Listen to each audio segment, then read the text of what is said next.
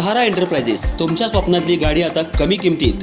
इचलकरंजी शहरालगत असलेल्या कबनूर चंदूर रोडवर कोन्नूर पार्कमधल्या सहारा एंटरप्राइजेस इथं पश्चिम महाराष्ट्रातली विविध बँका आणि फायनान्स कंपन्यांनी जप्त केलेल्या जुन्या दुचाकी आणि चारचाकी गाड्यांची विक्री केली जाते।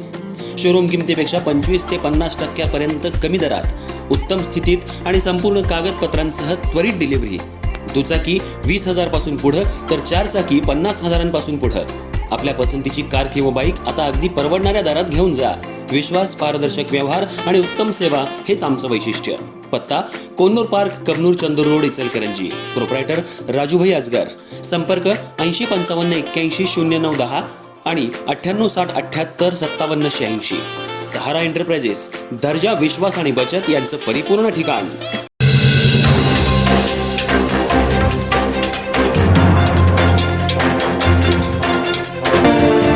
इचलकरंजी शहरात एकीकडे नागरिकांना 5 ते 6 दिवसांनी पाणी पुरवठा होतोय, दुसरीकडे गावभाग पोलीस ठाण्यासमोरील मुख्य जलवाहिनीला मोठी गळती लागल्यानं लाखो लिटर शुद्ध पिण्याचं पाणी वाया जातंय।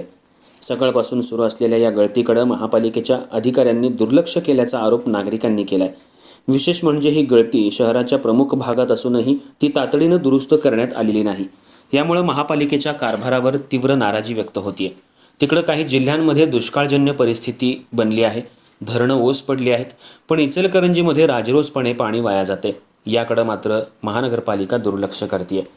इचलकरंजी शहरातील गावभाग पोलीस ठाण्यासमोरील मुख्य पाणी पुरवठा जलवाहिनीला आज सकाळी मोठी गळती लागली। या गळतीमधून शुद्ध फिल्टर केलेलं पिण्याचं पाणी अक्षरशः धबधब्यासारखं रस्त्यावर वाहत असून लाखो लिटर पाणी वाया जात असल्याचं चित्र पाहायला मिळालं। एकीकडे शहरातल्या नागरिकांना 5 ते 6 दिवसांनी एकदाच पाणी पुरवठा केला जातोय, कमी दाबानं आणि मर्यादित वेळेसाठी पाणी मिळत असल्यानं नागरिकांना अनेक अडचणींचा सामना करावा लागतोय। अशा परिस्थितीत एवढ्या मोठ्या प्रमाणात पाणी वाया जात असतानाही संबंधित यंत्रणेनं तात्काळ दखल न घेतल्यानं नागरिकांमध्ये संतापाची लाट उसळली आहे। स्थानिक नागरिकांनी सकाळीच महापालिकेच्या संबंधित अधिकाऱ्यांना गळतीची माहिती दिल्याचा दावा केलाय, मात्र तासनतास उलटूनही दुरुस्ती पथक घटनास्थळी न पोहोचल्यानं महानगरपालिकेच्या कार्यक्षमतेवर प्रश्नचिन्ह उपस्थित होते।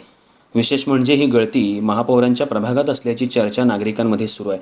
त्यामुळं सामान्य नागरिकांच्या भागात अशी गळती झाली असती तर दुर्लक्ष झालं असतं का, असा सवालही नागरिक उपस्थित करतायत। महापौर, उपमहापौर आणि संबंधित अधिकाऱ्यांनी तातडीनं या प्रकाराची दखल घेऊन गळती थांबवावी अशी मागणी होतीये। सध्या पावसाळ्यामुळे राज्यातील विविध धबधब्यांवर पर्यटकांची गर्दी होतीये। त्याच पार्श्वभूमीवर नागरिकांनी महापालिकेच्या कारभारावर उपरोधिक टीका करत धबधबा पाहण्यासाठी दूर कशाला जायचं, इचलकरंजीतल्या या फुटलेल्या पाईपलाईनजवळ या आणि मनमुराद आनंद घ्या, अशी प्रतिक्रिया व्यक्त केली। पाणी हे अमूल्य नैसर्गिक साधन आहे। पाणी टंचाईच्या काळात प्रत्येक थेंबाची किंमत असताना महापालिकेच्या हलगर्जीपणामुळे शुद्ध पिण्याचं पाणी मोठ्या प्रमाणात वाया जात असल्यानं नागरिकांनी तीव्र नाराजी व्यक्त केली आहे। आता तरी संबंधित प्रशासन जागं होऊन गळती तातडीनं दुरुस्त करणार का, याकडे संपूर्ण शहराचं लक्ष लागले।